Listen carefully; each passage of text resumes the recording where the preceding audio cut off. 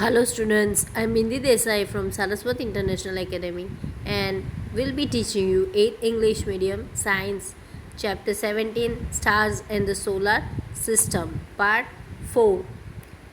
In part 1, 2 and 3 in this chapter we have discussed about the stars, about the planets, about the phases of the moon, about the surfaces of the moon, about the stars. Also we have discussed about the constellation, that what is a constellation, a group of stars forming a imaginary or recognizable shape. So in part 4 we will be discussing about the constellations and about the solar system and about the planets. Let's start up.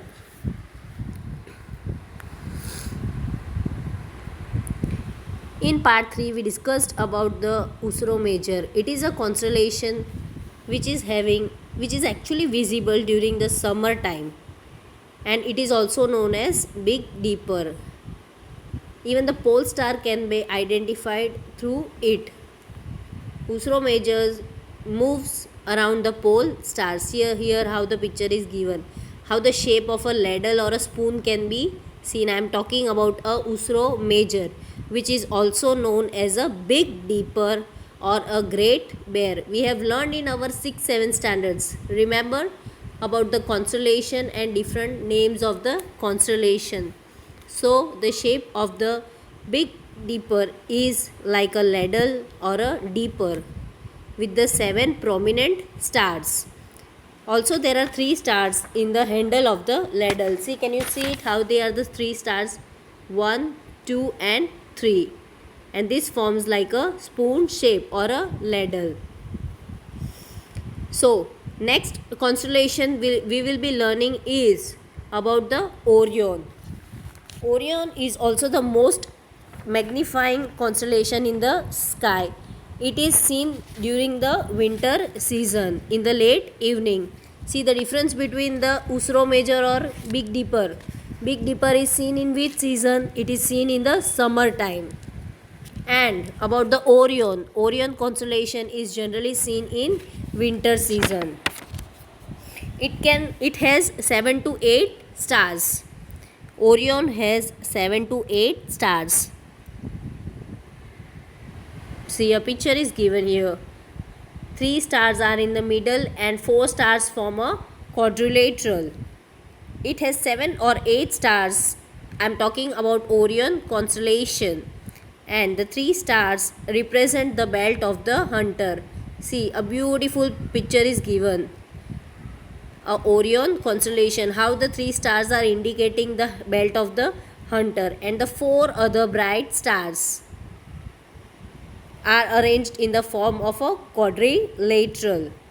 The stars Sirius, see, a Sirius is also been seen, which is the brightest star in the sky. We all know that, and it is very located close to the Orion constellation. Sirius star can appear in the straight line passing through the east. Here it is already given. The 3 stars represent the belt of the hunter, just as I showed you. Also the other 4 stars, they form a quadrilateral.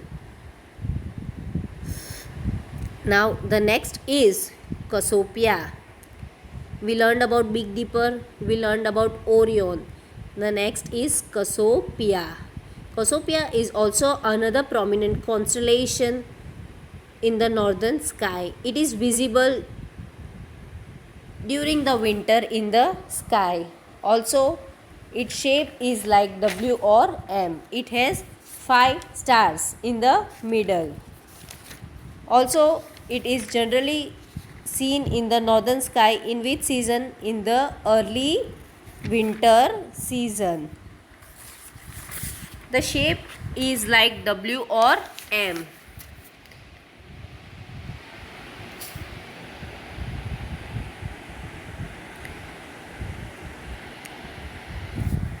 One, 2, 3, 4 and 5.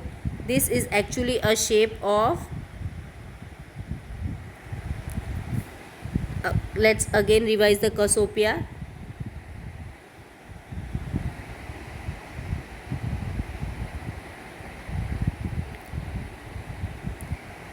1, 2, 3, 4, 5. This is the shape of Cassiopeia. This is a design or a recognizable shape. It is also a constellation which is seen during the winter season, and it has 5 stars: 1, 2, 3, 4, 5. While in our Orion we had 7 to 8 stars, and in our Big Dipper, a shape like a ladle, it had 7 stars. So in our Cassiopeia we have 5 stars. This constellation is visible when Ursa Major does not appear in the sky. So when Ursa Major, that is our Big Dipper or a Great Bear, when it is present, this Cassiopeia is not seen. So we can locate the pole star easily by the help of the Cassiopeia, because we know that pole star has a definite place, has a stationary place in the north direction. It does not move from one place to another. Now let's talk about the solar system. Solar system, we heard, we know also that what is solar system, is it? We know that the sun, the celestial bodies like the meteoroids, comets, asteroids, they form a solar system. And also there are 9 planets in our system. We all know it very well. So we will be learning that also, and about different features of different planets. We all know sun is also a planet. Sun has its own light, right? Sun is in the center, does not move, but the earth keeps on moving, keeps on revolving. That is the reason why we experience day and night, and also the different seasons. Now the sun and the celestial bodies which revolves around it form the solar system. Just as I told you, it consists a large number of bodies. What are they?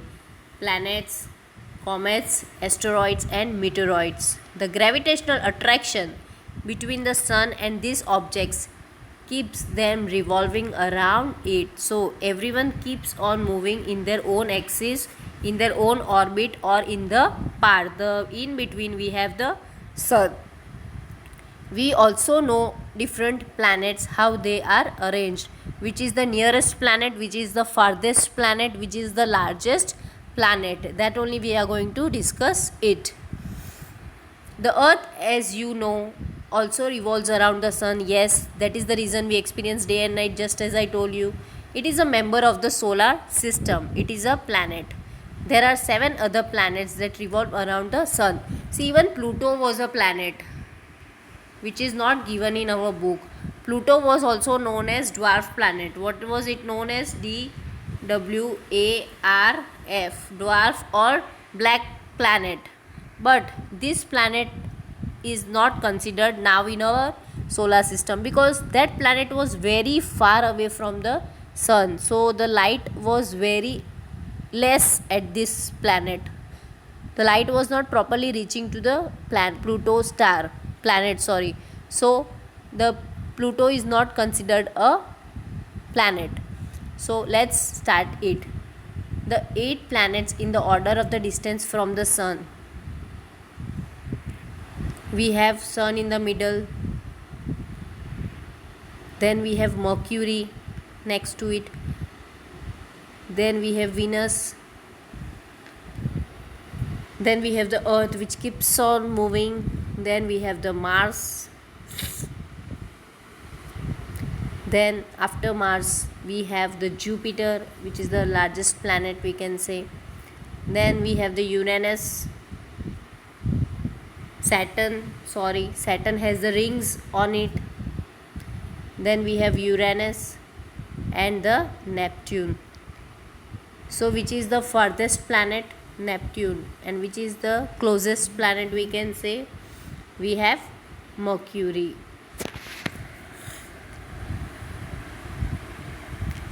Now till 2000, just as I told you, till 2016 there were 9 planets in the solar system. Pluto was the farthest planet from the sun, so the light was not reaching to the Pluto planet. Now the last is Neptune. In 2006, the International Astronomical Union, that is IAU adopted a new definition of Pluto does not fit in this definition, so it is no longer a planet of our solar system.